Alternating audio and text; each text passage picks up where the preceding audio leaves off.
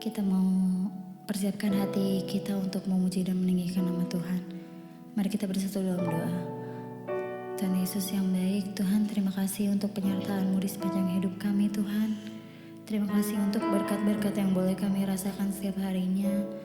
Kami mau datang kepadamu Tuhan siang hari ini untuk memuji dan memuliakan nama-Mu Tuhan. Kami mau sujud di altar-Mu Tuhan.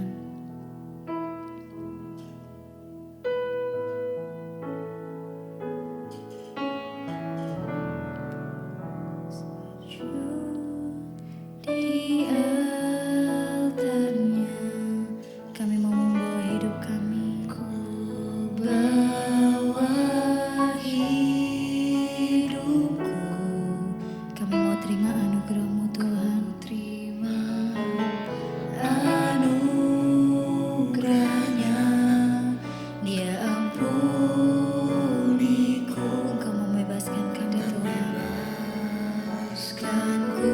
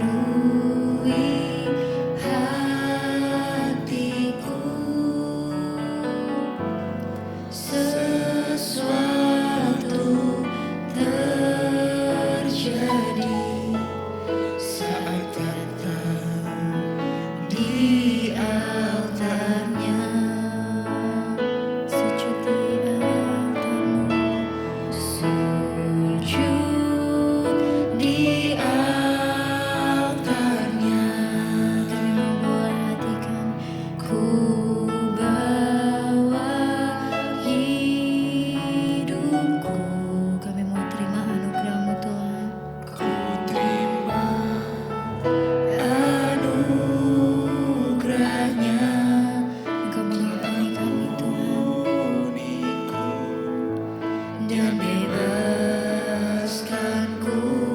Engkau yang mengubah hati kami. Dia ubah hidupku. Engkau membaharui setiap kami Tuhan. Baharui hatiku. Sesuatu terjadi saat datang. Sekali lagi kita mau nyanyikan sujud di altarnya. Sujud di altarnya kami mau bawa. Ku bawa hidupku. Kami mau terima anugerah-Mu Tuhan. Ku terima anugerah-Nya. Dia ampuniku dan bebaskanku. Engkau ubah hidupku. Kau baharui hati kami Tuhan. Hatiku. Sesuatu terjadi saat datang di altarnya.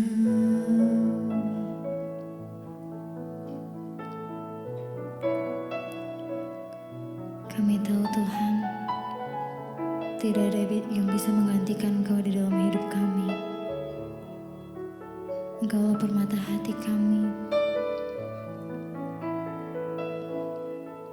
Bahkan dunia pun tak dapat menggantikan-Mu Tuhan. Kami mau naikkan pujian, Yesus Engkaulah permata hatiku. Yesus Engkaulah permata hatiku. Dunia tak dapat menggantikan-Mu. Kemuliaan-Mu tercurah bagi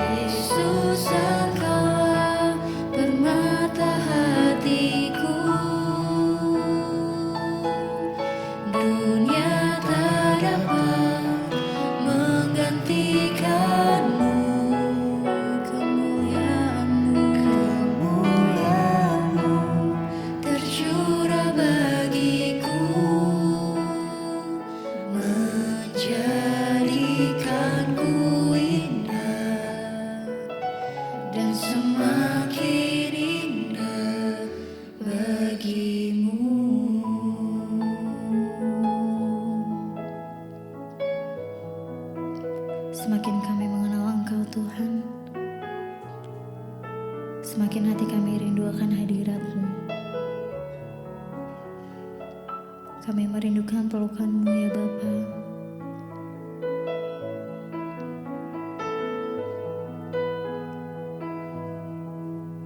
Kami mau menyembah-Mu dengan segala apa yang kami punya Tuhan.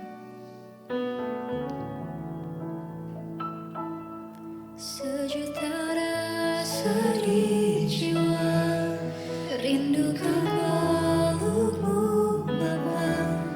Izinkan ku untuk menyembah dengan apa yang ku punya. Tiada yang lebih berharga, hanya pribadi-Mu Bapa.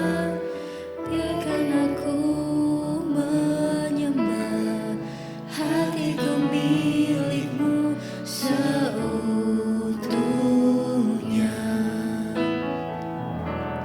Sejuta rasa di jiwa, rindukan peluk-Mu Bapa.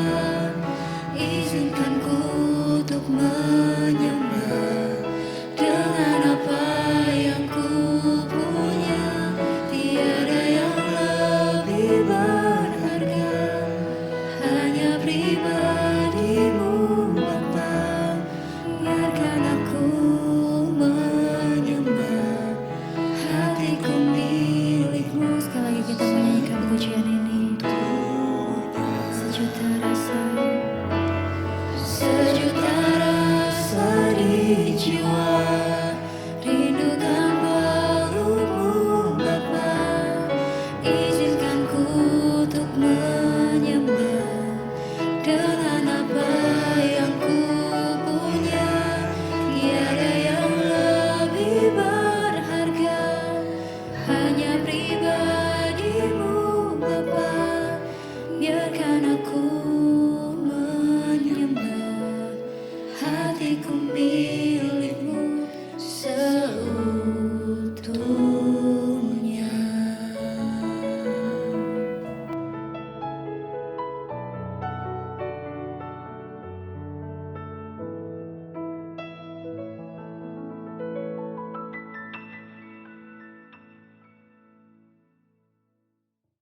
Segala pujian, hormat, kemuliaan hanya bagi Engkau Raja di atas segala raja.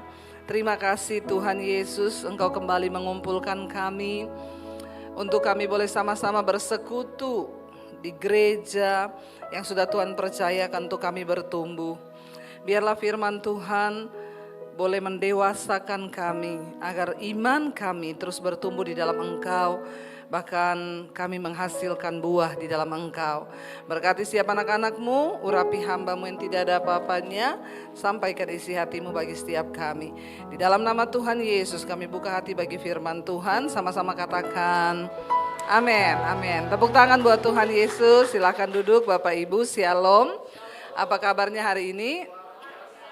Luar biasa. Iya, tema firman Tuhan hari ini tadi adalah I love my church ya. Gereja itu adalah wadah yang Tuhan beri bagi kita di dunia ini. Dan setiap orang yang percaya ya kita harus datang ke gereja saudara. Saya ingat dulu pertama kali saya bertobat, saya mengenal Tuhan Yesus itu lewat pencarian saya kepada Tuhan. Jadi saya terima Tuhan Yesus di kamar ya. Tapi ketika saya mengenal Tuhan Yesus, lalu saya rindu untuk mengenal Tuhan lebih dalam lagi. Saya rindu iman saya bertumbuh lebih dalam lagi.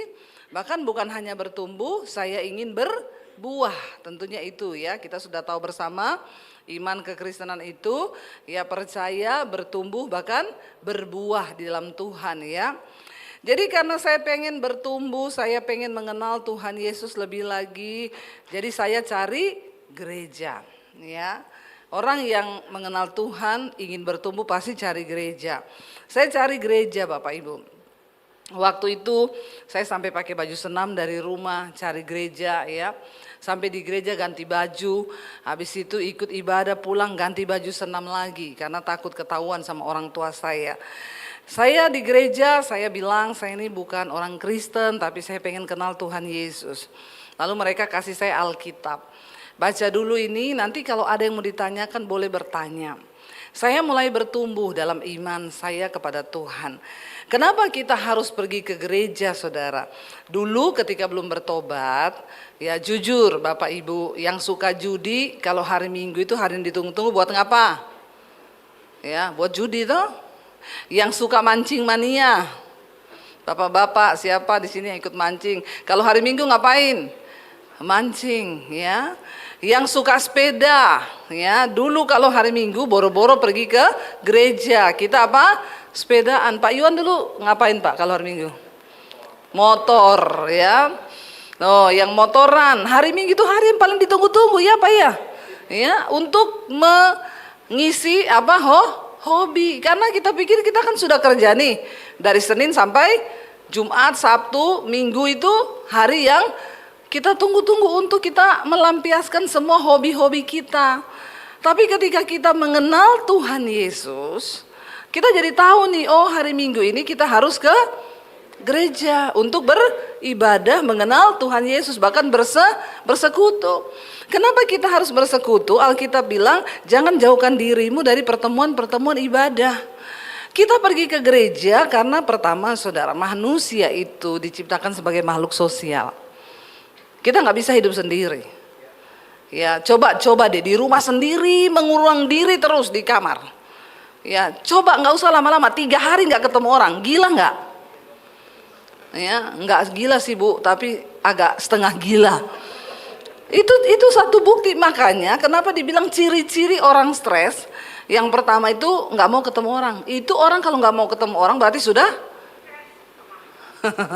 stres ya. Suami nggak mau ketemu istri berarti. Jadi kita ini pergi ke gereja, kita ketemu orang, ya kita bersekutu bersama, itu ada sukacita kan?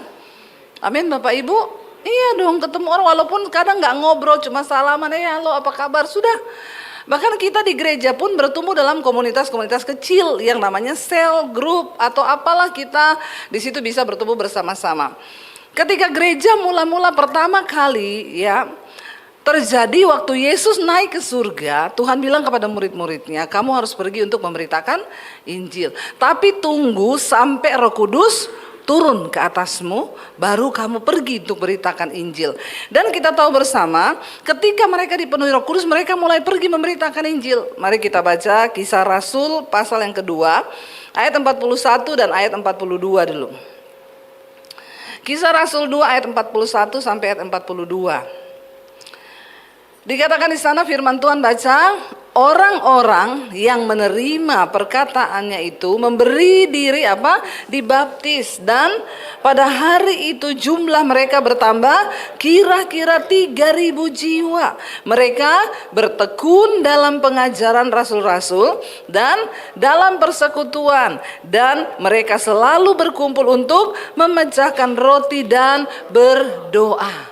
Gereja mulai terbentuk, persekutuan orang percaya. Ya, gereja, eklesia, kumpulan orang-orang yang dipanggil keluar dari gelap masuk kepada terang Tuhan yang ajaib. Karena ketika kita sudah dipanggil Tuhan Yesus, kita udah nggak betah lagi. Masa kalau minggu mau dugem, minggu judi ya. Sekarang kan sudah berubah. Bahkan waktu kita mengenal Kristus dan kebenarannya, komunitas kita pun berubah. Ya, berubah. Kita sudah nggak mau lagi duduk-duduk kumpul-kumpul dengan orang-orang yang dulu. Bukan apa-apa, bukan membenci mereka, tapi sudah tidak nyambung. Ya, dulu kalau duduk ngumpul omongannya kotor, ya toh. Omongannya itu rusuh, kalau ya omongannya itu aduh. Ya, tapi dulu kita senang di situ, bahkan kita nimpali. Nah, ketika kita mengenal kebenaran, ya Tuhan bilang kamu akan dipisahkan. Ya, jadi kita ini membentuk satu komunitas sendiri, akan ketemu orang-orang yang rindu cari kebenaran, dan kita mulai bertumbuh di dalam gereja. Di gereja tempat Anda dibaptis ya. Kenapa? Karena kita perlu yang namanya kelengkapan surat-surat untuk kita bisa diakui saudara. Nanti untuk menikah, untuk pemberkatan ke depan semua perlu surat ya. Menyerahkan anak, di Alkitab dikatakan kalau kita menikah anak harus diserahkan. Nah itu di gereja. Tapi sekarang banyak orang kalau cuma mau kawin aja dia cari gereja. Ya banyak yang datang, Bu bisa berkati saya.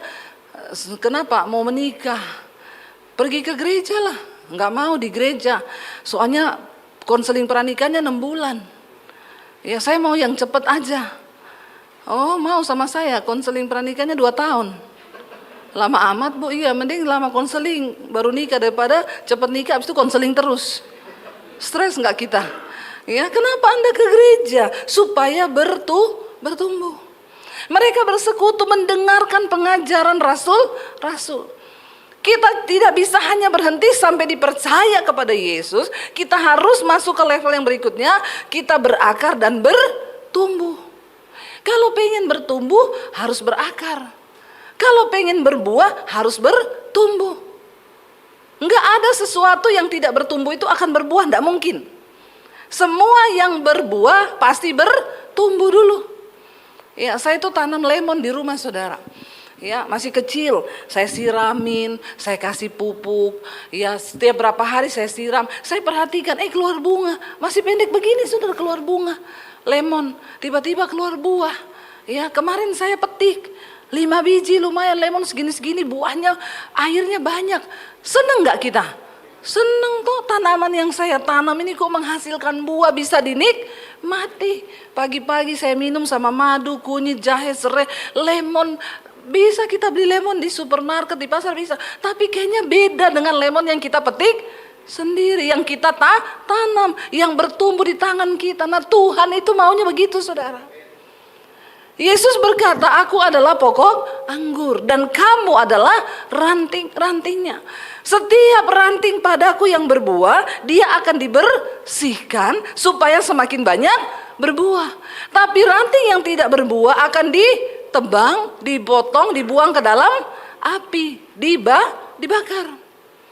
Orang Kristen jarang menyadari hal ini, bahwa kita dipanggil bukan hanya untuk percaya, tapi harus bertumbuh, bahkan berbuah di gereja.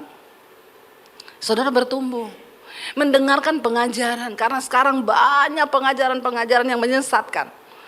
Kalau kita tertanam di gereja, maka kita di sana bisa bertumbuh. Bukan hanya bertumbuh, kita berbuah saudara. Ya, berbuah lebat kita. Waktu kita mengenal Tuhan Yesus, kita mengerti pengajaran, ya kita tahu, oh di gereja tuh diajarkannya begini, oh begini. Karena Alkitab bilang pergaulan yang buruk akan merusak kebiasaan baik. Sebaliknya pergaulan yang baik akan menghilangkan kebiasaan buruk. Amin. Waktu kita bergaul di gereja, kita bertumbuh bersama, kita ngomong soal rohani, kita ngomong soal Tuhan, iman kita di bawah semakin naik tinggi. Nah saya bingung kalau ada orang Kristen yang ngomong sudah bertobat, tapi masih gemar dengan kumpulan dugem, masih suka judi. Nah ini dipertanyakan saudara, ini benar nggak dia itu sudah bertobat?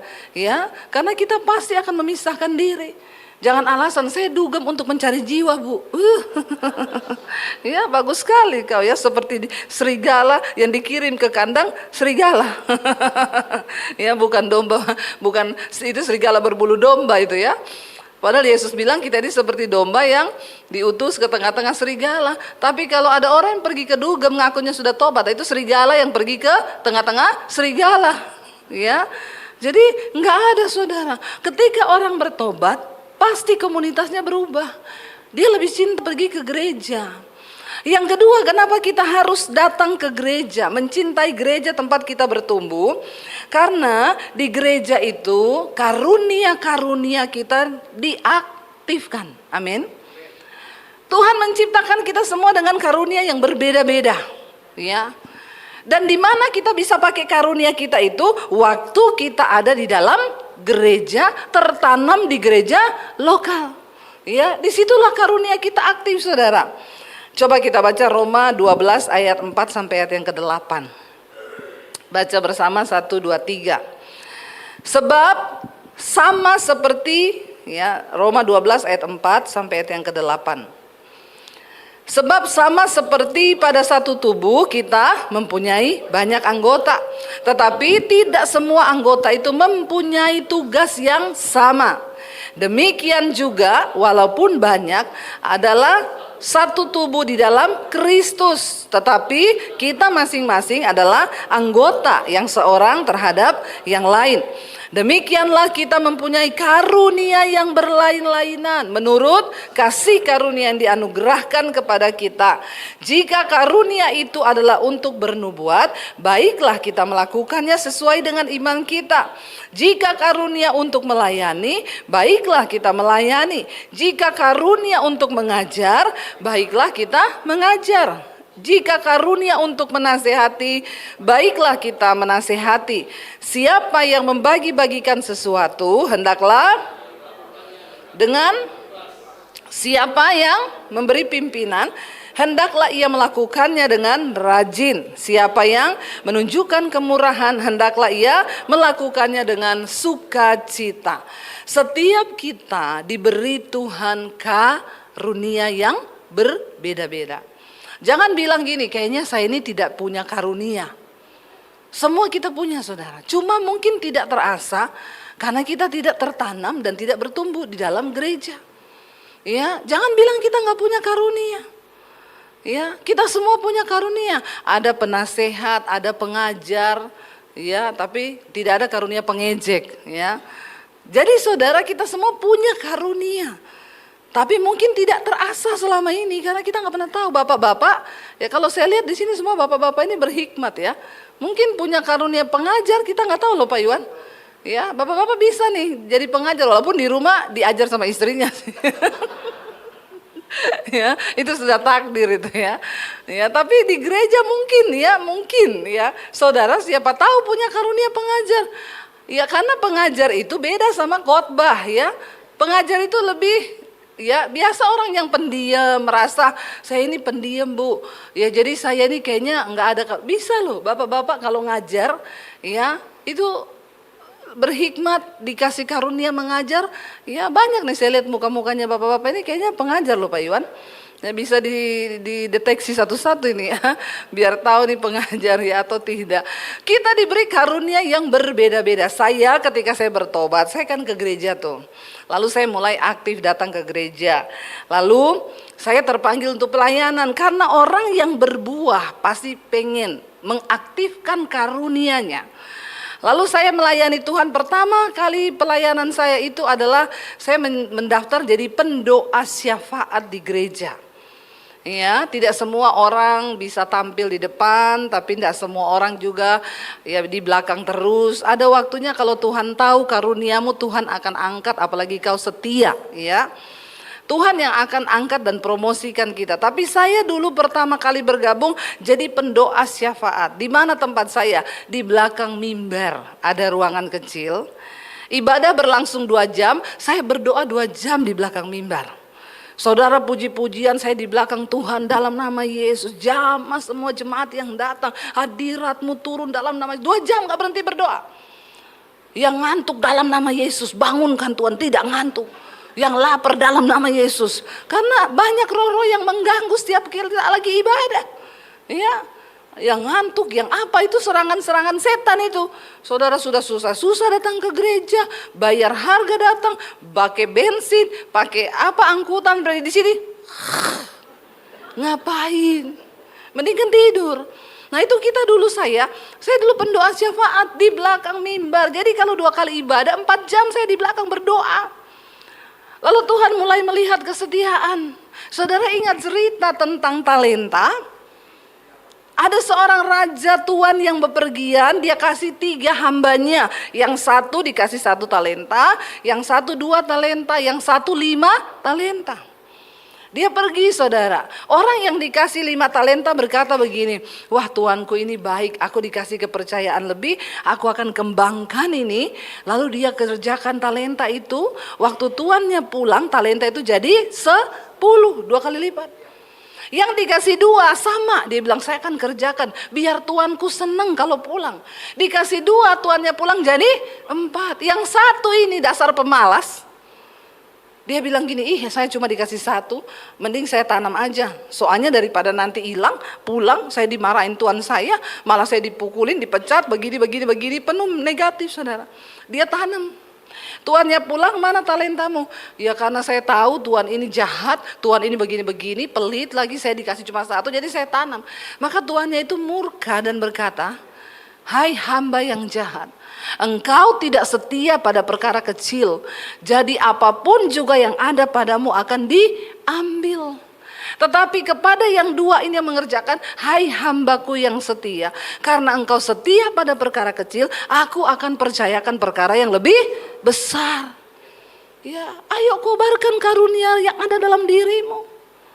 Ya, kita harus melihat di sini ada orang-orang yang punya karunia itu, dia tuh nggak suka kalau ketemu orang, ya ada introvert, ada yang ekstrovert, jadi dia bisa suka kalau ketemu orang. Ada saudara orang yang, bu nanti kolektor ya, nggak mau saya nggak suka ketemu orang. Nah yang begini jangan kau paksa, ya untuk kolektor itu juga harus lihat karunia. Taruh yang badan-badan besar begitu yang kayak debt collector toh. Bawa kolektor supaya sambil melotot. Yang mau ngasih 20.000, ya Pak ampun Pak saya kasih 100. Itu juga karunia saudara, ya enggak bercanda ya. Cuma maksudnya ya ada orang-orang yang memang introvert, nggak mau ketemu orang, ya taruhlah dia di pendoa yang tidak ketemu orang, ya. Dan kita jemaat bertumbuh bersama di gereja, jangan juga, dan di gereja ini tempat kita diproses saudara, ingat ya.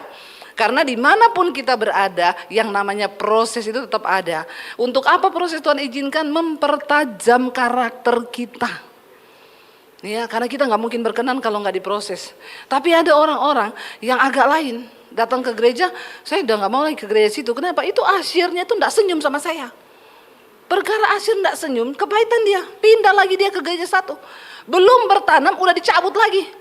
Ya di sana ketemu lagi, itu orang ya masa kolektan mukanya cemberut. Kau tidak tahu mungkin asyirnya itu lagi punya pergumulan, besok jatuh tempo. Jadi dia udah nggak bisa senyum, hidupnya berat. Ya, tidak semua orang bisa senyum terus Bapak Ibu. Tapi jangan jadi, memang kita akan ketemu banyak orang aneh, tapi setidaknya kita jangan jadi. Bilang kanan kirimu, jangan aneh kau. Ya, namanya kita bertumbuh bersama, ada gesekan.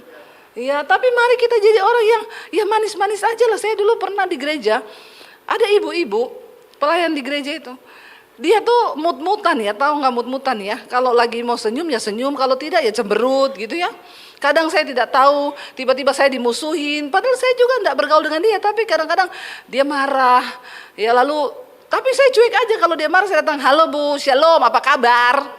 Ya, saya gituin saudara, ya biar sekalian gitu ya. Kalau mau ngambek kok. Jadi tapi saya tidak mau.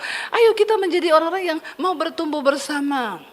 Ya supaya kita ini nanti ketika Tuhan datang, kita punya karunia itu sudah kita pakai untuk melayani Tuhan. Ya, disinilah kita akan diasah satu dengan yang lain. Karena firman Tuhan bilang, ya ada orang yang dikasih karunia menasehati, ada yang karunianya memberi, ada orang yang mempunyai karunia pemimpin, ya. Tapi kita juga harus tahu diri, ya. Karena kalau misalnya suaramu fals, ya jangan mendaftar jadi singers, ya. Nanti itu bukan cuma jemaat yang puyeng, dengernya malaikat juga puyeng. Ya, jangan kau bilang kan Tuhan melihat hati. Ya Tuhan melihat hati, tapi jemaat mendengar dengan telinga. Ya, jadi kadang orang fals itu juga nggak tahu diri, saudara. Dia bilang, ada dulu Bu, saya mau daftar jadi singers. Coba nyanyi, ya. Bapak terima kasih. Ibu fals, enggak loh. Siapa bilang fals? Dia orang fals tuh enggak tahu kalau dia fals. Tapi yang mendengar itu sudah puyeng. Jadi ayo kita kenali karunia kita, talenta kita. Kita bayangkan saudara, kita tadi menyembah Tuhan dengan pemusik yang hebat ya. Kita dengar tadi pemusiknya enak kan saudara. Wah mereka bersemangat ya, apalagi yang main bass itu. Saya suka lihat gayanya itu saudara ya, melayani Tuhan. Kalau nggak masuk surga kebangetan loh Pak. Ya maksudnya kan udah ya all out gitu. Ya kita juga kan seneng toh. Coba bayangkan saudara datang terus nggak ada yang main musik. Terus karena nggak ada yang punya karunia musik, Pak Iwan aja main musik, bisa Pak? Oh, puyeng kita. Kalau sampai Pak Iwan main musik. Jadi Tuhan itu kasih kita seperti tubuh dikatakan. Dalam tubuh ini ada yang jadi tangan, ada kaki. Kita kalau mau ambil sesuatu pasti pakai tangan. Saudara ambil tisu pakai kaki, bisa enggak? Stres. Ya, karena itu bukan fungsinya. Sebaliknya kita jalan pakai tangan, stres enggak? Stres. Nah, orang kalau memaksakan diri bukan karunianya akan jadi begitu, saudara. Ya, jadi kita kenali karunia kita di gereja, kita bisa tahu. Ada sering kali tes karunia ya, kita bisa tahu karunia kita tuh apa. Oh, menasehati. Ini kalau ngomong kok enak ya didengar, berarti dia punya karunia menasehati nih. Oh, dia punya karunia berkhotbah. Saya dulu dari pendoa, ya, lalu saya tidak pernah bermimpi, saya tidak pernah tahu kalau saya akan jadi pembicara. Nggak pernah ada, ya. Saya cuma di pendoa terus, lalu mulai dijadwal. Nanti tiap jam 2 siang kita ada pertemuan doa ya, kita doa syafaat. Nah, mulai itu digilir. Nanti sharing firman ya, nanti Debbie nanti minggu depan ya yang sharing firman. Saya sudah bingung nih, aduh mau khotbah apa ini? Padahal cuma depan 10 orang saudara. Ya pendoa-pendoa saja. Tapi Tuhan tuh bilang, kamu kan tiap hari baca Alkitab. Setiap kali baca Alkitab kan ada catatanmu. Saya dulu kalau baca pasal 1 ini dapatnya apa, 1, 2, 3 poin. Tuhan bilang ya itu aja yang kamu sampaikan. Waktu saya mulai berkhotbah di pendoa, semua pada ngomong, ih luar biasa loh khotbahnya. Kita diberkati loh. Dari situlah ini mulai naik-naik nih. Ya, semua pendeta-pendeta besar tuh mereka pertama kali diasah karunianya itu dari dalam gereja. Amin saudara. Ya, makanya kita harus bertumbuh dalam gereja. Yang terakhir saudara, kenapa kita harus ada dan tertanam di dalam gereja, mengasihi gereja tempat kita bertumbuh? Karena di dalam gereja lah kita ini bisa menyalurkan kasih kita. Ya, manusia itu diciptakan serupa dan segambar dengan Allah. Allah adalah kasih. Jadi untuk mengasihi orang lain itu bukan kebutuhan orang, kebutuhan pribadi kita loh. Menyalurkan kasih kepada orang lain itu kebutuhan ternyata. Mengasihi orang lain itu kebutuhan. Allah itu kasih. Dan kita diciptakan serupa dan segambar dengan Allah. Allah itu kasih, berarti dalam diri kita ini juga ada kasih. Nah, di dalam gereja kita bisa belajar saling mengasihi. Perintah Yesus yang terakhir kepada murid-muridnya, ya, biarlah engkau saling mengasihi. Di gereja kita bisa saling menolong. Di gereja kita bisa saling menguatkan. Di gereja kita bisa menyalurkan kasih kita. Ya, kita bisa berdoa, kita bisa ya memberi sesuatu bagi orang lain ya di gereja. Bahkan di gereja pun menjadi tempat kita untuk menabur tenaga, menabur daya, menabur pemikiran, bahkan menabur dana karena gereja memang membutuhkan dana ya. Dan itu saudara. Ya, kita sama-sama yuk. Mari kita mulai bertumbuh di akhir zaman ini. Supaya nanti kalau Tuhan Yesus datang, ya kita menjadi orang Kristen yang aktif, yang mempergunakan karunia kita. Bukan orang Kristen yang diam aja, tidak mau tahu. Ayo ini waktunya. Supaya satu saat kita menghadap Tuhan, kita mati. Tidak ada penyesalan. Karena selama aku hidup, aku sudah melayani Tuhan. Aku tertanam di gereja dan aku bertumbuh, aku dikuatkan, hidupku diubahkan, menghasilkan buah dan buahmu itu tetap kata firman Tuhan. Karena engkau dipanggil untuk menghasilkan buah dan buahmu itu tetap terus konsisten sampai Tuhan Yesus datang. Makanya saudara di gereja itu juga pelayanan dipercayakan bagi mereka yang sudah teruji. Jangan yang baru bertobat kata firman Tuhan. Karena orang yang baru bertobat belum terbukti buahnya, kesetiaannya.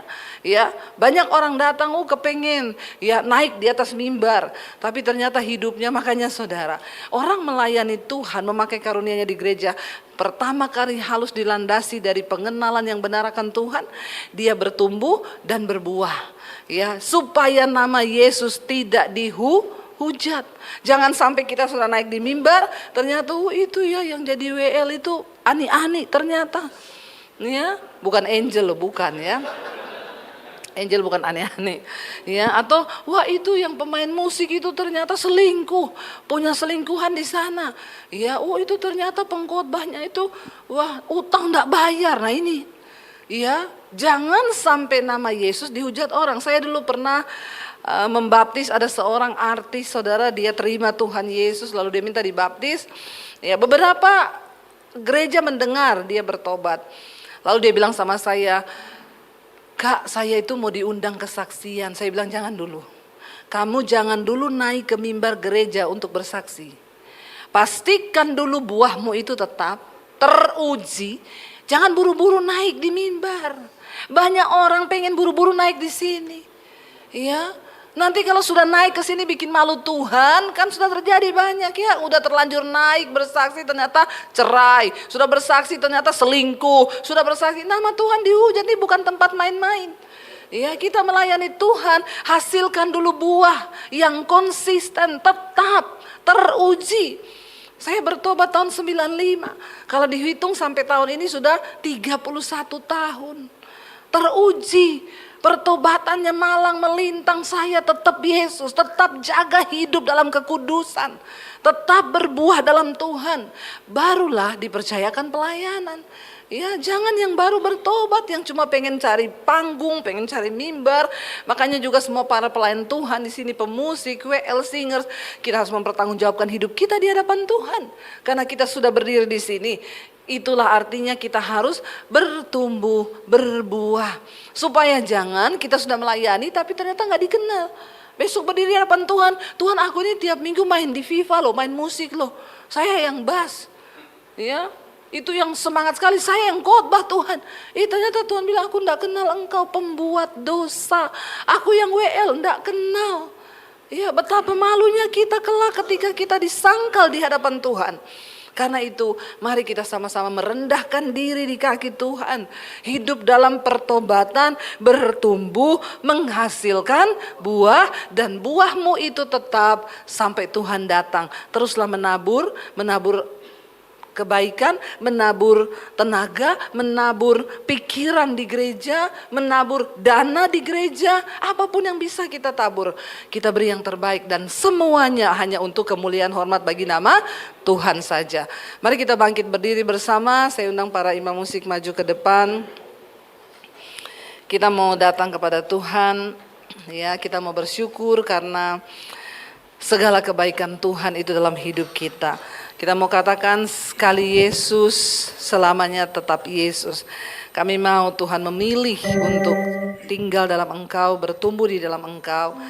Dan kami mau sungguh-sungguh untuk hidup di dalam Engkau, berbuah di dalam Engkau. Sekali Yesus, selamanya Yesus. Harapanku tak akan hilang. Karena kasih-Nya sekarang ku ada. Oh Yesusku, ku cinta Kau sekali Yesus. Sekali Yesus, selamanya Yesus. Harapanku takkan hilang. Karena kasih-Nya sekarang ku ada. Oh Yesusku, ku cinta Kau selamanya. Katakan dari awal pujian ini, dalam segala keadaan Tuhan, dalam segala keadaan, waktu berlimpah maupun kurang, tetap Yesus, amin, yang mempesona hatiku.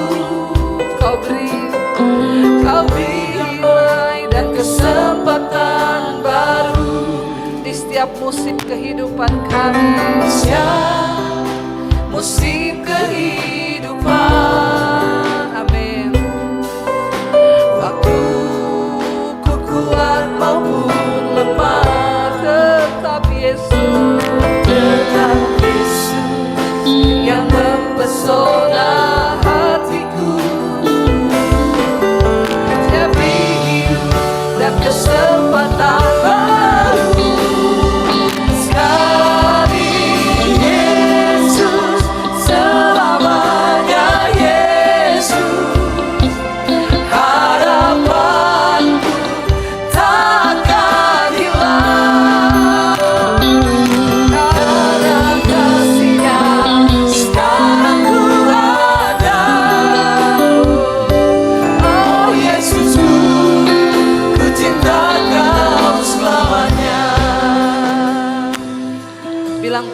Tuhan Yesus, kami mau bertumbuh di dalam Engkau.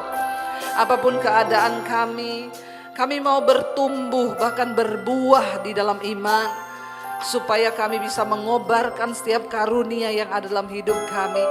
Dan waktu Tuhan datang, ada buah dari pelayanan kami, ada buah dari hidup kami, dan buah yang kami hasilkan itu tetap bahkan kekal sampai Tuhan datang kali yang kedua. Karena itu Bapak Ibu, turunlah rahmat, damai sejahtera, penyertaan Allah Bapa dan Allah Roh Kudus akan menyertai kita dalam setiap pergumulan hidup kita, dalam setiap jalan-jalan kita. Tuhan akan menyertai-Mu, melindungi-Mu, membentengi-Mu. Dia akan menyertai kita mulai dari hari ini bahkan sampai kali yang kedua. Tuhan Yesus datang kembali menjemput setiap kita, dan nama kita tercatat di dalam kitab kehidupan. Di dalam nama Tuhan Yesus yang percaya diberkati Tuhan, katakan bersama, amin, amin, amin. Yang pegang tanganku, Kau yang sentuh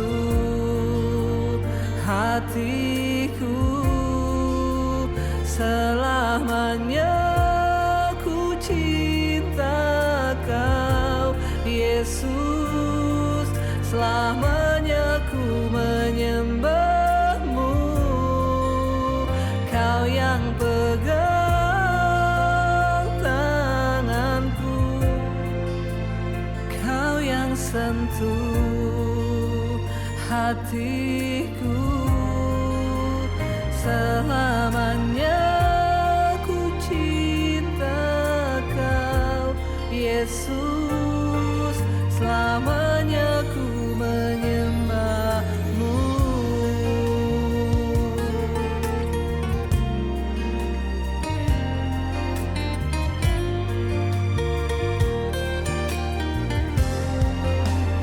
Kau yang pegang